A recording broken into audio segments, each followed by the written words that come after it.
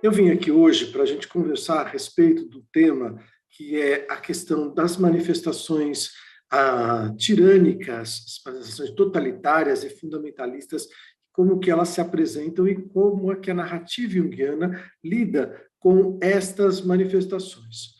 Em primeiro lugar, é importante que a gente entenda que, do ponto de vista junguiano, a consciência ela sempre terá uma posição unilateral. A consciência vai de alguma maneira, do diverso que existe no mundo, ela vai unilateralizando, ela vai determinando, ela vai discriminando aspectos em relação ao geral.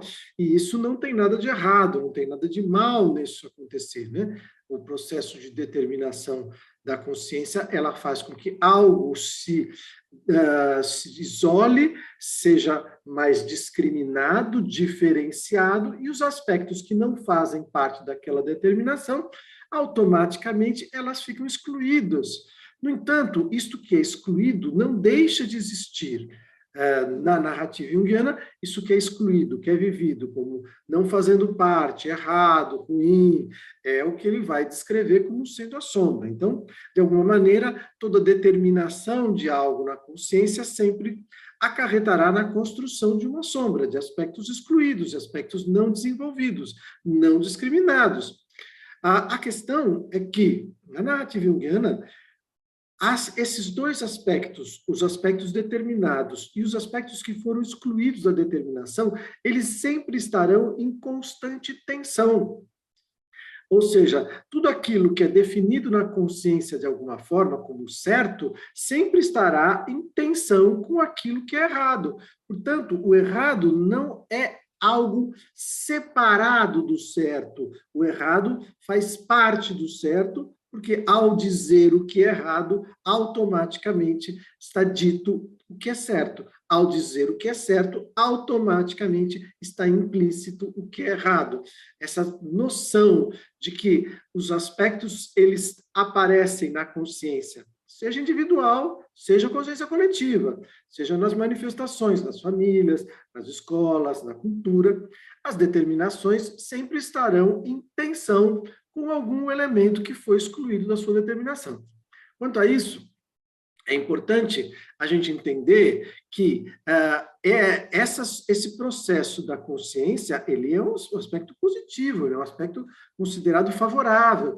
Agora, o problema todo na narrativa junguiana é que esta unilateralidade, ela pode crescer de maneira muito grande, ela pode crescer e entrar em cisão, em oposição com os aspectos que foram excluídos. Aí, então, tem o que o Jung vai chamar do problema da unilateralidade. E aqui, quando ele trata do tema, ele trata de uma maneira bastante ampla, quando ele discute, por exemplo, a questão de como o Sumben, o Privacio Boni, ganhou uma força enorme na Idade Média, ganhou um domínio na consciência coletiva e, em nome do bem, do Sumben, em nome de Deus, se instaurou a Inquisição, que queimou cidades inteiras, matou milhares de pessoas, e, por incrível que pareça, tudo isso em nome do bem, tudo em nome de Deus, em nome do bem supremo, do bom supremo.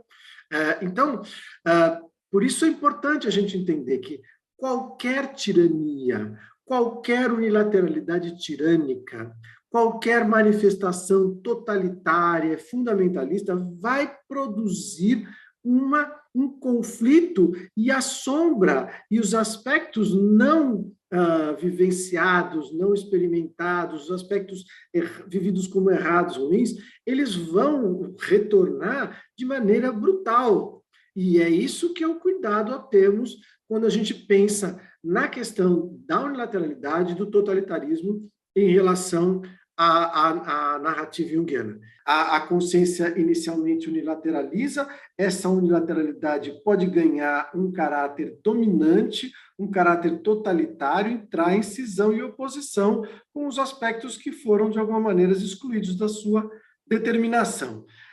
Todos nós podemos perceber isso na vida. É só a gente deixar crescer na consciência algum aspecto considerado muito importante. Por exemplo, Eu gostaria de fazer as coisas de maneira perfeita, sem nenhuma falha, sem nenhum erro. Quando a consciência se aferra demais à necessidade de fazer algo perfeito, o que cresce na experiência de cada um de nós? Não é a ameaça do erro? Não é a ameaça da imperfeição? E aí, o erro, o imperfeito, ela vai se tornar gradualmente cada vez mais forte, cada vez mais intenso, cada vez mais ameaçador. Por isso que, quanto mais a consciência luta em relação à exclusão dos aspectos excluídos, mais intensamente eles crescem.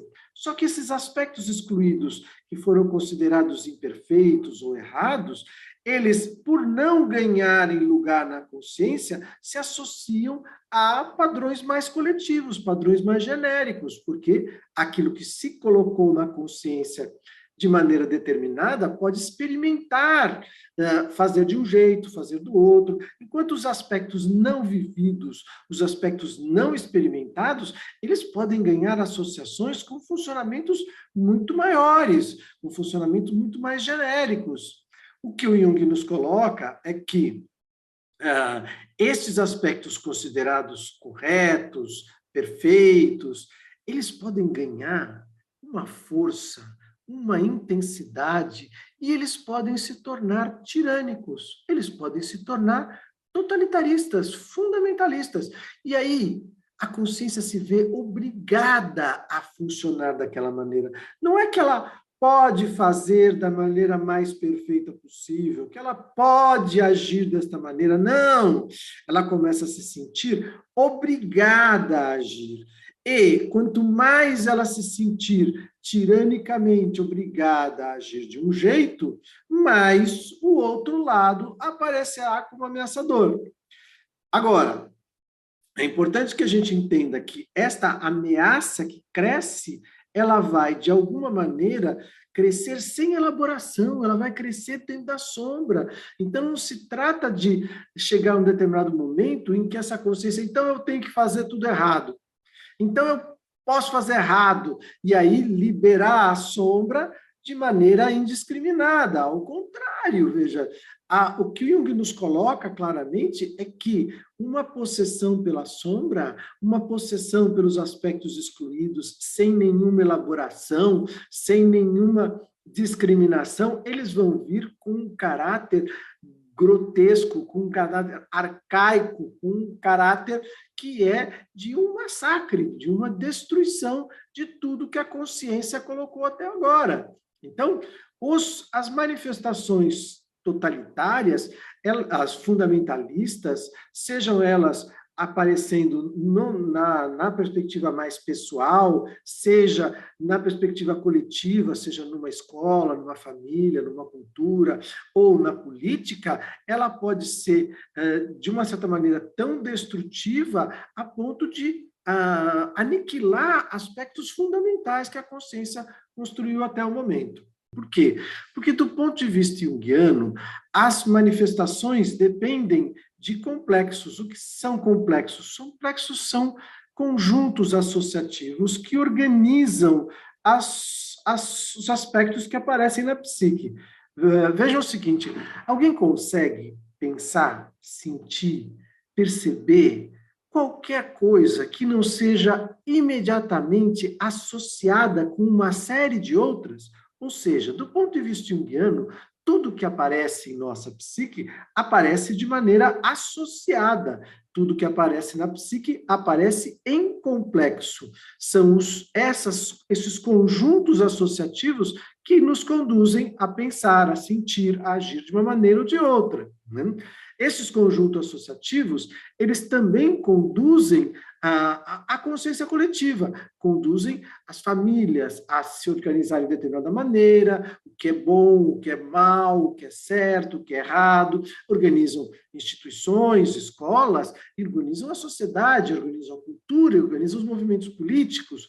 Ou seja, os complexos, eles tanto agem de maneira individual, na ah, na, na condução ou na maneira de poder entrar em contato com algum aspecto, como eles agem no coletivo. Então, aí a gente pode falar de complexos culturais, ou seja, padrões associativos maiores que conduzem um grande número de pessoas. Porque, do ponto de vista junguiano, estes complexos que funcionam em cada um de nós, eles têm um núcleo temático que é arquetípico, que é histórico, que é transpessoal. Então, um exemplo, todos nós vivemos uma experiência do que é ter uma mãe, né? O que é mãe, o que é o funcionamento materno, o que é a função materna. Esta noção, essa experiência do que é mãe, ela depende de um núcleo. O núcleo aqui é o núcleo mãe. Este núcleo é um núcleo histórico, ele atravessa a todos nós de maneira histórica, coletiva, arquetípica. No entanto, os aspectos associativos, os traços associativos que se organizam para cada um de nós, são traços singulares, por isso que o complexo é, ao mesmo tempo, universal na sua temática e, ao mesmo tempo, singular na sua composição, no seu conjunto associativo. Então, a mãe é um núcleo que aparece historicamente em diversos momentos, mas o que era vivido como sendo mãe, sei lá, na Grécia, né, que aparece na Oresteia, por exemplo, não é a mesma coisa que o que é vivido como mãe na Idade Média ou depois na Idade Moderna ou atualmente. Então, o tema mãe é universal, arquetípico. Agora, como o conjunto associativo dá sentido e significado para este tema vai se transformando historicamente. Então, esses temas coletivos maiores, eles podem conduzir as pessoas. Então, o que é ser uma mãe boa, o que é ser uma mãe má, então, o que seria isso? Isso faz com que as pessoas se engajem em movimentos coletivos. Então, há padrões culturais, complexos culturais do que é ser uma mãe. E, no momento histórico, por exemplo, se você pensar em períodos anteriores à Idade Moderna, ser mãe era entregar o filho para que ela fosse criada por uma ama de leite, depois ele fosse para o seu treinamento e reencontrava o filho depois que ele já estava adolescente. E isso era visto como função materna absolutamente ok, né?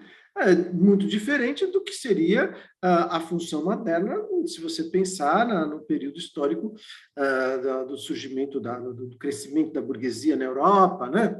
Onde a função materna ganha um papel dentro da família, a mãe deveria ser assim, ou deveria ser assado, cuidar de outro jeito. Então, o que eu estou ilustrando aqui é mais no sentido que esses padrões coletivos, eles nos fazem viver, e muitas vezes nós somos conduzidos por esses padrões coletivos como se fossem verdades absolutas. E é isso que Jung chama de ser conduzido pela massa. Você é levado por esses grandes padrões coletivos a julgar, a considerar o que é certo, o que é errado, assim ou assado. Estes julgamentos, estes padrões coletivos, eles não têm nada de errado. E eles vão servir para muitas situações. Mas, embora eles possam servir para muitas situações, eles não vão servir para todas.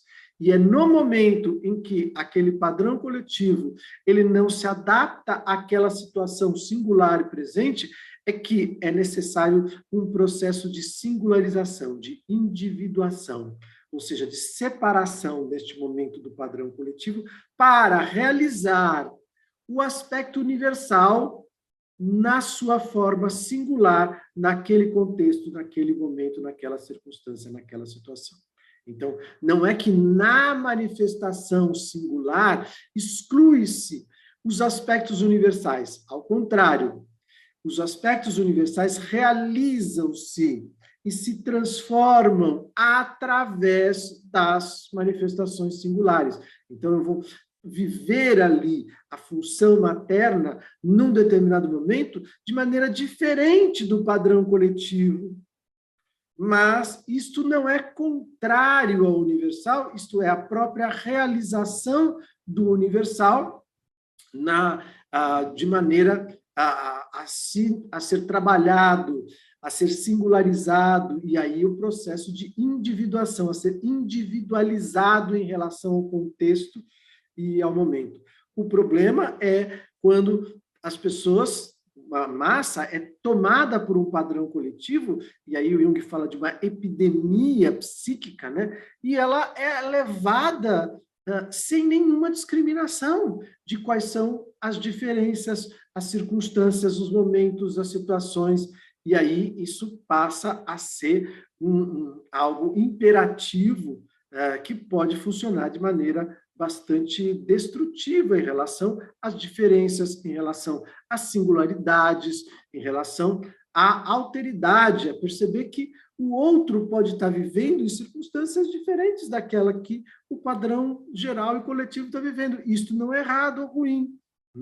O que não quer dizer que toda manifestação seja legitimamente autorizada e deve ser liberada para ir para o ato. Agora, o fato de ser importante que os aspectos excluídos, eles carregarem possibilidades novas, carregarem germes de uma nova vida, né, não significa que este material, que de alguma maneira foi excluído da determinação, ele possa aparecer de qualquer maneira, sem nenhum trabalho psíquico. O Jung nos diz claramente que é a consciência quem tem que fazer o mergulho no inconsciente, ou seja, são os aspectos mais determinados, mais discriminados, mais elaborados da psique, seja individual, seja coletiva, que precisam entrar em contato com os aspectos sombrios, mas não para que eles sejam liberados para a ação. Ah, bom, então agora eu saio fazendo tudo que é errado, tudo que é mal, tudo que é ruim, porque é o totalitarismo do bem, então é a tirania do bem. Não há, de forma alguma, esta perspectiva colocada na narrativa junguiana. Então, qualquer tentativa de aproximar a narrativa junguiana de qualquer fundamentalismo totalitário e tirânico é em total contrassenso com o espírito do que está escrito nestes textos. Ao contrário, né? Qualquer padrão que cresça desta maneira é considerado a narrativa junguiana um grande problema. A consciência mais discriminada, mais unilateral, ela tem sim que entrar em contato, mas como? Ela tem que fazer um mergulho, ela tem que escutar isso, ela tem que escutar e tem que escutar não apenas de uma maneira literal, mas tem que escutar de uma maneira simbólica, de uma maneira poética, de uma maneira metafórica, ou seja, numa amplitude muito maior. Talvez as pessoas não tenham muita familiaridade com o que significa um olhar metafórico, um olhar simbólico, né? Mas eu costumo usar o exemplo do poeta, né? O poeta o Drummond, quando fala, né, que no meio do caminho tinha uma pedra no meio do caminho. A gente pode olhar para a pedra literalmente como uma pedra, mas nós podemos olhar para a pedra de maneira poética, simbólica.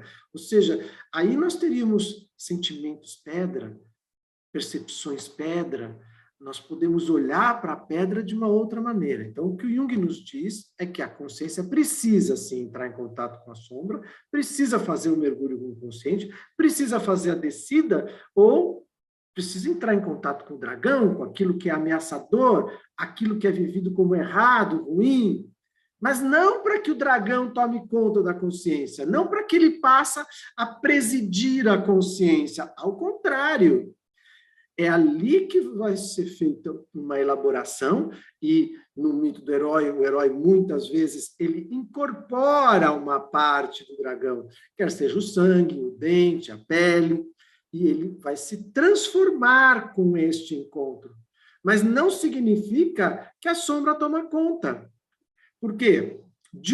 Dentro dessa perspectiva, é tão unilateral, tirânico, a consciência achar que ela pode se descolar do inconsciente, entrar em luta com o inconsciente, entrar em luta com tudo aquilo que é não determinado, que é desconhecido, que é enigmático, que é misterioso, quanto o inconsciente tomar conta da consciência. Os exemplos que Jung dá são vários nesse sentido, né? E o momento em que o inconsciente toma conta da consciência é que você tem uma crise, você tem uma situação crítica, porque os aspectos mais arcaicos, mais brutais, menos elaborados, se eles tomam e eles passam a presidir a consciência, o que a gente tem é uma catástrofe.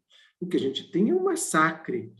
E todo o trabalho que a consciência fez durante muito tempo para tentar elaborar, ela pode ser destruído de uma maneira muito forte por uma inversão desses elementos.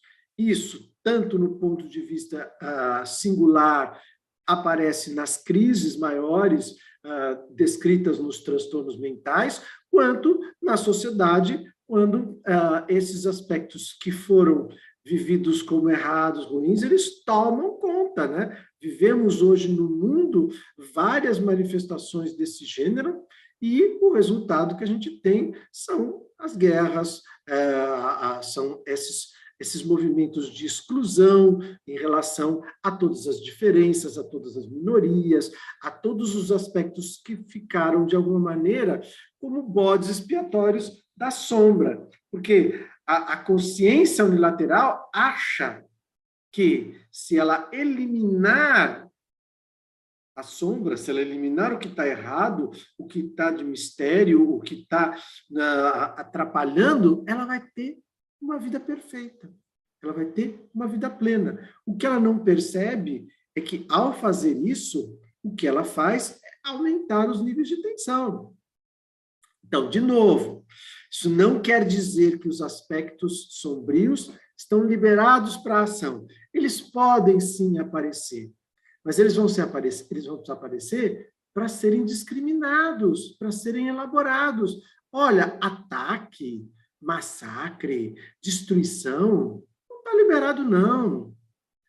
Então como é que eu vou fazer? Então, não, toda a força, toda a potência da consciência, ela tem que estar a serviço de inibir essa tirania, quer seja de um lado, quer seja do outro. Então, uma coisa é usar a força no sentido de inibir a destruição, o ataque, o massacre. Outra coisa é inibir um ataque, ele é muito diferente de você destruir o outro. Você pode conter alguém que está numa situação muito violenta, porque não quer dizer que você precisa matar a pessoa que está violenta. Conter a violência é importante. Eu costumo usar um exemplo, veja, quando você tem uma criança que ela está numa crise ali, né, se batendo, não sei o que se faz? O que é orientado? Segura essa criança, contenha ela, segura os pezinhos, os braços e contenha ela o mais perto possível do seu peito. Contenha ela amorosamente, mas não permita que ela chute, que ela morda. Ela não está liberada para fazer nenhuma destruição, mas ela também não está sendo destruída. Então, não está liberado machucar, não está liberado ferir, bater, mas sim, é importante conter. Conter aqui tem dois sentidos, no sentido de dar lugar e dar continência. Então, não está liberado para que se organizem grupos ou manifestações para destruir os outros, sejam qualquer outros forma. Mas essas ideias, manifestações, elas têm que ser contidas. Contidas para quê? Para serem elaboradas. Isso aqui eu tenho certeza que é assim. Nesse contexto, nessa circunstância, nessa situação, será que isso se aplica? Não, porque sempre foi assim. O pensamento arcaico, ele funciona muito a partir do genérico. Sempre foi assim, é assim, as coisas são assim. Esses pensamentos genéricos, eles excluem a elaboração da circunstância singular, da circunstância particular, que pode produzir uma outra leitura. Deve ter ficado claro que é um contrassenso tentar aproximar a narrativa junguiana de qualquer forma de manifestação totalitária, unilateral, tirânica, quer seja do ponto de vista pessoal, singular, quer seja nas manifestações coletivas, seja numa família, numa escola ou na cultura. Então, qualquer tentativa de aproximação entre a narrativa junguiana e essas manifestações totalitárias, tirânicas, fundamentalistas, quer sejam manifestadas em diversos movimentos políticos no mundo, quer seja nas circunstâncias mais específicas que estamos vivendo no momento no país, é importante entender que elas são radicalmente contrárias à narrativa junguiana.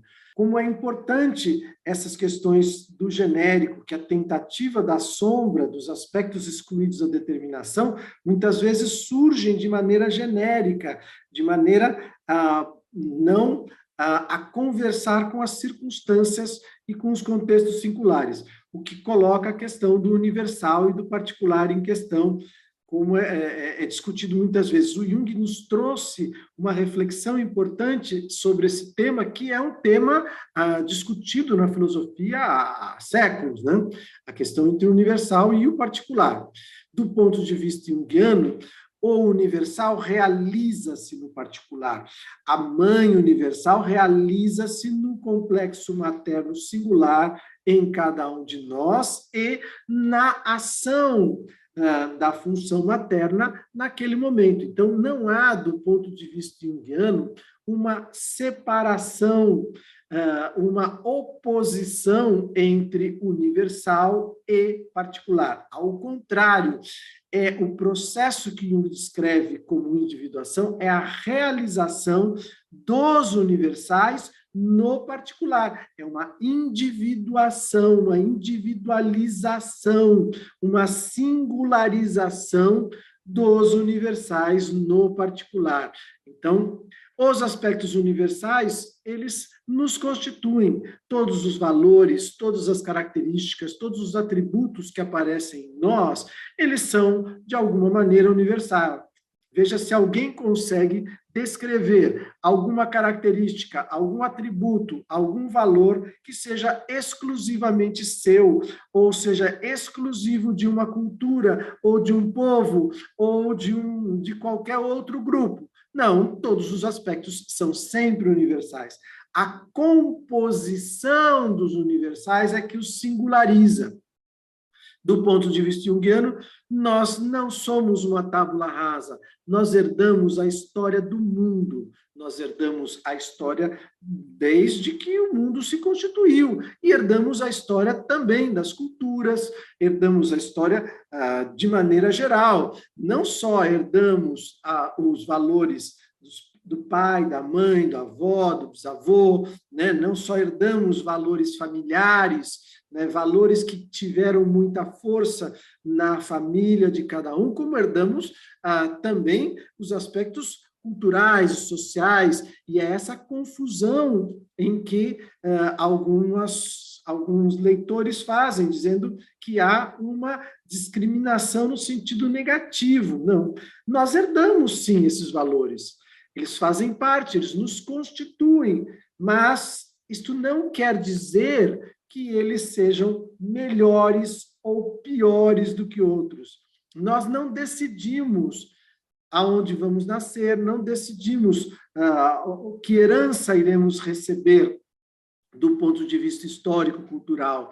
Nós vamos ver o que nós vamos fazer disso que a gente recebeu de herança. Então, do ponto de vista junguiano, nós somos inexoravelmente ligados à história, à cultura, inexoravelmente ligados ao mundo. É só a gente refletir um pouco, olha, tenta fazer o seguinte, exclui de qualquer um de nós, ou de qualquer cultura, ou de qualquer agrupamento, a história do mundo, a história desde a biologia, a história de tudo que aconteceu, o que sobra de cada um de nós. Nós somos intrinsecamente constituídos por essa história. Agora, isso nos dá um arcabouço para um trabalho de singularização. Então, não me parece que haja nenhum fundamentalismo ou totalitarismo em afirmar que herdamos valores culturais de um jeito ou de outro. Isso não afirma que esses valores são melhores ou piores, ou que algumas coisas, pior, que algumas coisas podem ser destruídas porque não são boas por este grupo ou por aquele grupo. Então, o problema aqui não é nem este valor ou aquele valor, o problema não é este aspecto dominante na consciência ou aquele, o problema é qualquer aspecto tomar uma dominância unilateral, tirânica e violenta e achar que vai conseguir destruir tudo que está não determinado, tudo que está na sombra. Ou seja, quanto mais a consciência cresce unilateralmente, se distanciando do inconsciente, mais ela entra numa desmedida, né, ou que Jung chama de uma mania egocêntrica, né, que tem como resultado a doença, aqui a doença do ponto de vista coletivo e não apenas do ponto de vista individual. Espero ter conseguido trazer um pouco mais dessa reflexão para vocês e até um próximo encontro. Obrigado.